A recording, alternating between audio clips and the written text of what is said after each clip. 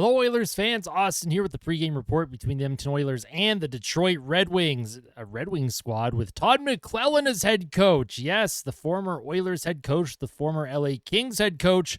Todd McLellan is back in the Detroit organization. He was actually there as an assistant coach under Mike Babcock way back in the day. And Todd McLellan has the Detroit Red Wings playing some of their best hockey of the entire season. This is going to be a very tough matchup for the Oilers. So we're going to break everything down, our lineups, our players to watch, our score prediction, the stats, all that fun stuff. So if you end up enjoying this pregame report, make sure to smash the like button. And if you really like it, make sure to subscribe to the channel as we continue to grow and push towards 4,500 subscribers and then fly towards 5,000 subscribers. That is the goal before the Stanley Cup playoffs hit. I have a special surprise once we hit 5,000 subs, so make sure you're sharing the channel around, telling your friends and family, you know, as long as they might enjoy some Oilers content here and there. So without further ado, let's jump into the lineups, and then we'll jump into the game day predictions. So the projected lineup, it looks a little bit different. A couple players at practice yesterday were ill. Guys like Ekholm were not there, but I penciled them back in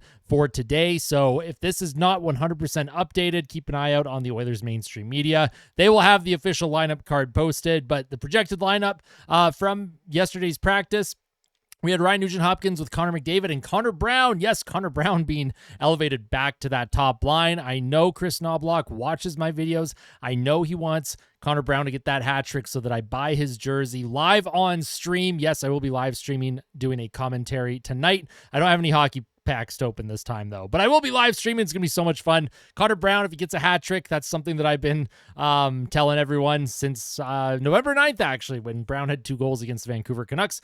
3 goals in a game for Brown, I buy his jersey, and I will be held to that standard by everyone who watches my videos. I know that, and Chris Knobloch, he wants it to happen. I don't know if I totally agree with this, but it looks like he's trying to spread some scoring around, so we'll see if this is what it looks like by puck drop. Second line will be Vasily Podkolzin with Leon Draisaitl and Victor Arvidsson. The second line continues to stick together because they are so gosh darn effective. However, I haven't been a big fan of Victor Arvidsson's game lately. I think he's been really good on the forecheck, but I think his puck handling, his shot mentality, it just isn't quite there. I don't know if he's a step behind. I'm not sure what's going on with Arvidsson, but he's, a lot of plays seem to be dying on his stick right now. So I'd like to see his play elevated a little bit. Leon Draisaitl, of course, having a terrific season, MVP-worthy season. He's been great. Vasily Podkolzin, he does his job and he does it well. He shows up to work every single day and he puts on the work hat and he goes to work, and you love to see it. Podkolzin has been so much fun to watch all season. Let's hope that he can continue his strong play tonight as well. Third line, Jeff Skinner, maybe, hopefully. Is Jeff Skinner going to be in the lineup in the top 9? Well, at least if we're going by practice, he was with Adam Henrique and Zach Hyman. I really like that line. They've been effective in the past. Hopefully that they can get a goal or 2. Jeff Skinner, he did score in the last game that he played, which was against the Buffalo Sabres, and then he got healthy scratched against the Seattle Kraken because I think Chris Knobloch, for some reason, just really dislikes Jeff Skinner. I don't know what's going on there, but for Jeff Skinner, if he is in that top 9, if he is beside Adam Henrique and Zach Hyman, I hope he makes those minutes count. I hope he scores more than a goal tonight because that would allow him to stay in the lineup, hopefully, and as long as he's playing good hockey, right? Chris Knobloch, one of the big things that he focuses on is that two-way play. What are you doing when you don't have the puck? For Jeff Skinner, let's see what he can do tonight. On the fourth line, we have Noah Philp with Matthias Janmark and Corey Perry. Interesting fourth line. Corey Perry has been phenomenal all season long for the Edmonton Oilers. Matthias Janmark in that center position. Again, I don't think he's a very good center. Noah Philp likely takes the faceoffs. However, Philp has been struggling in the faceoff dot, especially when he's been utilized on the penalty kill. So maybe it's just a change up. Maybe that just makes sense.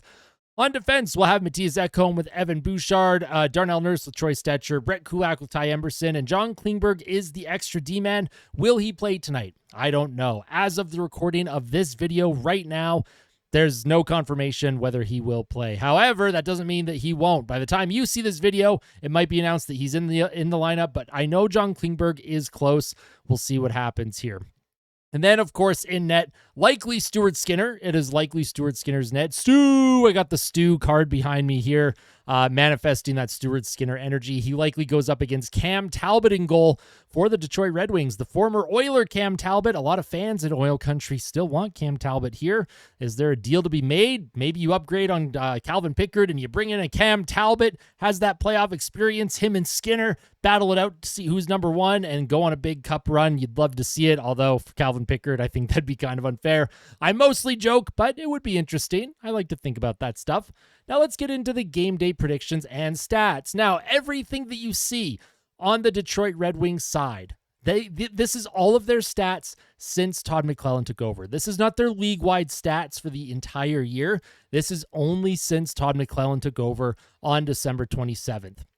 The Red Wings as a whole, their record is 24-21-5. However, they are 11-4-1 under Todd McLellan. They are absolutely rolling. They're back into the wild card picture in the Eastern Conference, and they've been playing really good hockey. Their expected goals for in that time ranks 7th in the NHL, 54.36%. Their power play, oh my God. Look at that power play, 37.7%, which ranks first in the NHL since Todd McLellan took over that team. And oh my goodness. And the Oilers, they had a good power play under Todd McLellan too. The Detroit Red Wings have very, very good players. Guys like Dylan Larkin, Lucas Raymond, Alex DeBrincat, Patrick Kane is playing pretty decently for the team this year. They have Vladimir Tarasenko. Like, the Detroit Red Wings, were they due to break out offensively at some point? Probably. But their previous head coach, he couldn't get it done. He couldn't get anything going with the team. They were boring to watch. The Detroit Red Wings right now, they are high flying. They are high flying, and their special teams, well, at least their power play has been very good since McLellan took over. Penalty kill, though, not so good. Sits at 71.9% since McLellan took over the head coaching job, which ranks 25th in the league. They are scoring 3.44 goals per game, which ranks first in the NHL since December 27th. That's a lot.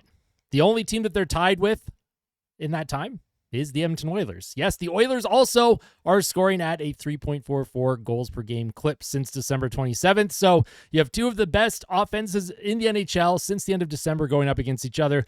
Let's see who comes out on top. Goals against per game, 2.81, which ranks 17th. Corsi 4 ranks 10th at 51.80%, and shots for percentage ranks 7th at 52.40%. Over on the Oilers side, they are 32-15-3 on the year. They are 7-3 in their last 10 games. Their expected goals for continues to rank among the top three in the NHL, 55.35%, which ranks second. Power play, it's dipping a little bit, 24.4%, which ranks seventh. Their penalty kill is climbing slowly but surely. It's at 77.4%, which ranks 21st. They currently score 3.32 goals per game, which ranks 6th. They give up 2.70 goals per game, which ranks 6th. Corsi 4 ranks 3rd, 54.03%, and shots for percentage ranks 2nd in the entire NHL, 54.73%. I give the edge in power play to Detroit. I give the edge in goal scoring to Detroit. But the Edmonton Oilers, they have Todd McLellan's number. This is a team that understands Todd McLellan's systems, whether it's the 1-3-1, whether it's a 2-1-2, whether it's an aggressive 1-2-2. I don't know what McLellan plays in Detroit. I haven't seen a single Detroit Red Wings game since he was hired. So for me personally, I have zero analysis of what we're about to get. But for the Edmonton Oilers, I'm sure they have the tape. And Todd McLellan, when he goes up against Edmonton, struggles a lot. I give the edge to Edmonton. My players to watch, if Cam Talbot is the starter and if Stuart Skinner is the starter, those two are my players to watch. The two goaltenders, let's see what Stu Skinner can do as a new dad, or at least a dad to his second kid now, him and Chloe. Congrats from everyone here at Oil Country. And Stu Skinner, hopefully he channels that dad strength and he goes on an absolute run. And Cam Talbot, I've always loved him, former Oiler. It's unfortunate his time came to an end in Edmonton the way it did, but he's having a strong season for the Detroit Red Wings, keeping them in the playoff hunt. And my score prediction tonight, let's go 4-3 Oilers in overtime. Let's have an exciting back and forth game. I know the Oilers, for the most part, have won a decent amount of games against Detroit over the last couple of years. It's a couple of high-scoring games, too. I expect this one to be a little bit closer, a little bit tighter. I'm going to say 4-3 Oilers in overtime. Now, what say you, Oil Country? What do you think the score is going to be? Who are your players to watch? And are the Oilers, I mean, this might age poorly because I'm recording this at 10:38 p.m. on January 29th. Are the Oilers going to sign Brandon Saad? Should they sign Brandon Saad as St. Louis is going to terminate his contract? So that's something to keep an eye out on as well. Obviously, if there's any news on that, keep an eye out on the channel. I will make an update for you once we know what's going on there. And then, of course, the closer we get to the Four Nations, we'll have Four Nations content. Closer to the trade deadline stuff. I cannot wait. We're having a ton of fun here on the channel, and I appreciate everyone's support. Everyone that tunes in every single day, thank you all so much. Thank you for your feedback in the comment section. I read every single comment, and I truly appreciate it. So before the game tonight, make sure you tell someone that you love them. And as always, fight like a kid, fight like Ben. Let's go Oilers. I'll see you during the live stream. Take care, Oil Country. We'll see you soon.